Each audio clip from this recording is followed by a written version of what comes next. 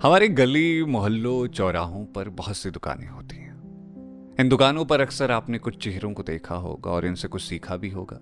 Hello hi, मेरा नाम पंकज जीना है और आज पंकज जीना पॉडकास्ट में जो पॉडकास्ट मैं आपको सुनाने जा रहा हूं, उस पॉडकास्ट का नाम है नुक्कड़ वाली लस्सी। मुझे हमेशा से ऐसा लगता था कि मैं कुछ ज़्यादा स्मार्ट हूँ। मैं जो सोचता हूँ वैसा कोई सोच भी नहीं सकता। मेरे आसपास के लोग शायद मेरी बराबरी का भी नहीं सोच सकते, लेकिन मेरा भरम बहुत जल्दी टूट गया। ये भरम तोड़ने वाला कोई सिद्ध पुरुष नहीं था, ये था हमारे ऑफिस के बाहर लस्सी की दुकान लगाने वाला। देखिए, वैसे तो हिंदुस्तान के हर शहर, हर गांव के व्यस्ततम हिस्सों में आपको लस्सी की दुकानें मिल जाएंगी, लेकिन अपने यहाँ की दुकान थोड़ी सी अलग है।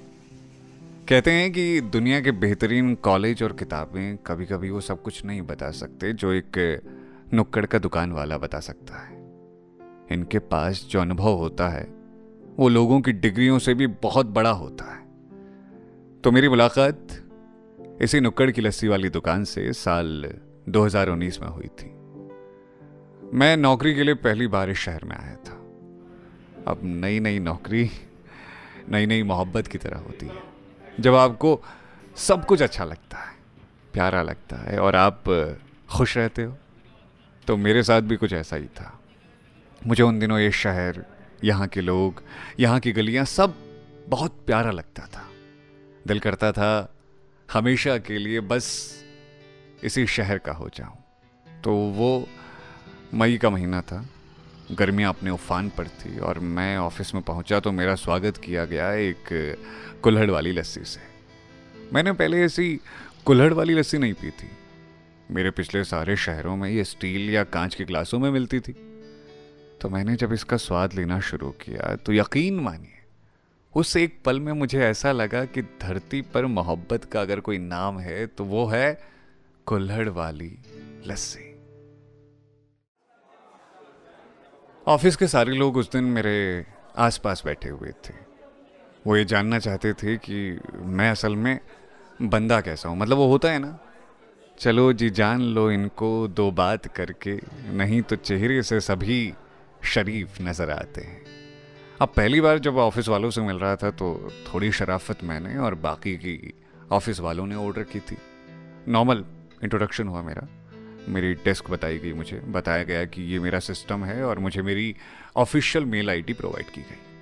अच्छा था वो दिन, बहुत मज़े और प्यार से निकल गया था। अगले दिन जब मैं ऑफिस आया तो सभी लोग लगभग उसी वक्त पर आए। थोड़ा हेलो हाय हुई तो मैंने जोर देकर सभी को एड्रेस करते हुए बोला, बाकी तो सब ठीक है दोस्तों, कल ये लस्सी कौन लाया था यार, और किस जगह से लाए थे? ऑफिस के जो आईटी डिपार्टमेंट वाले भाई साहब थे वो मेरे सिस्टम की कुछ सेटिंग कर रहे थे। तो मेरी आवाज़ सुन करके वो मेरी तरफ देखते हुए बोले, अरे ये पास में कुल्हड़ की लस्सी वाला है, उसी से मंगवाए थे एडमिन साहब, अच्छी लगी आपको? अरे अच्छी, मैंने आज तक नहीं पी ऐसी लस्सी। फिर गया था, एक और लस्सी का ऑर्डर दिया गया और उसके बाद शुक्रवार तक ऑर्डर चलते रहे। शनिवार के दिन जब मेरा दफ्तर बंद था तो मैंने तय किया कि आज खुद मैं इस लस्सी वाले के पास जाऊंगा।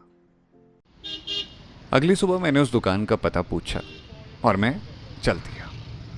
मैं वहां पहुंचा तो दुकान बंद थी। एक काशिक का दिल जैसे टूटता है ना, बस वही फील आ रहा था।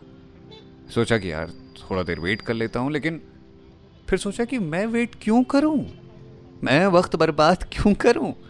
तो मैं शहर देखने निकल पड़ा। वैसे भी नई जगह को देखने का, समझने का एक अलग नज़रिया ज़रूरी होता है। तो बस एक ऑटो को हाथ दिया मैंने और चल दिया हम शहर भर को नज़र में भरने के लिए। तकरीबन 3 से 4 घंटे में मैंने शहर को जी भर के देखा। यहाँ कौन सी चीज़ ख़ास है, क्या किसके पास है, स्वाद का तड़का कहाँ लगता है, फिल्मों का ठिकाना कौन सा है।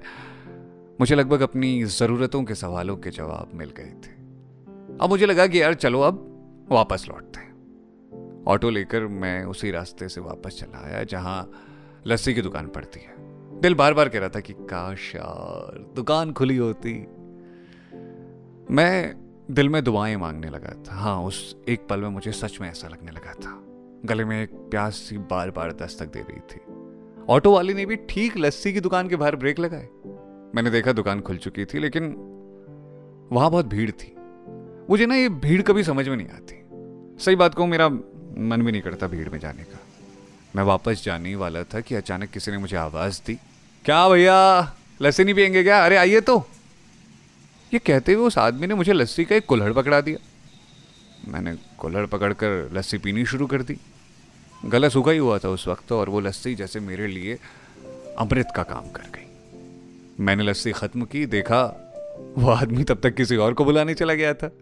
दरअसल लस्सी वाले ने 2 आदमी लस्सी बनाने के लिए रखे थे और 4 आदमी लोगों को बुलाकर लस्सी पिलाने के लिए रखे हुए थे।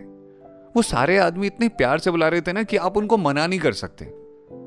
उस वक्त में एक बात समझ में आई कि ये जो नुक्कड़ की छोटी छोटी सी दुकानें हैं ना, ये दुनिया के बेस्ट बिजनेस मॉडल को लेकर चलती हैं यार। और मजे की बात यह कि इनकी स्ट्रेटेजी किसी किताब में नहीं लिखी होती। इसीलिए तो कहता हूं, मुझसे कई गुना ज्यादा स्मार्ट और समझदार वो लस्सी वाला है जो नुक्कड़ पर कुल्हड़ की लस्सी बेचता है। आपके शहर में भी होंगी ऐसी लस्सी की दुकानें, तो बताइए ना, वहां भी क्या ऐसा ही कुछ देखा आपने? उम्मीद है कि ये पॉडकास्ट आपको पसंद आया होगा, और अगर पसंद आया तो इसे अपने अपनों के साथ शेयर ज़रूर कीजिएगा। वो कहते हैं ना कि जितना आप शेयर करेंगे उतना ही ये दूसरों तक पहुंचेगा। तो ऐसा करके देखिएगा, हम भी बड़े दिल से इस पॉडकास्ट को बनाकर लाए हैं आपके बीच। तो शेयर कीजिए, यह आपका अपना पॉडकास्ट है। सुनते रहिए पंकज जीना पॉडकास्ट।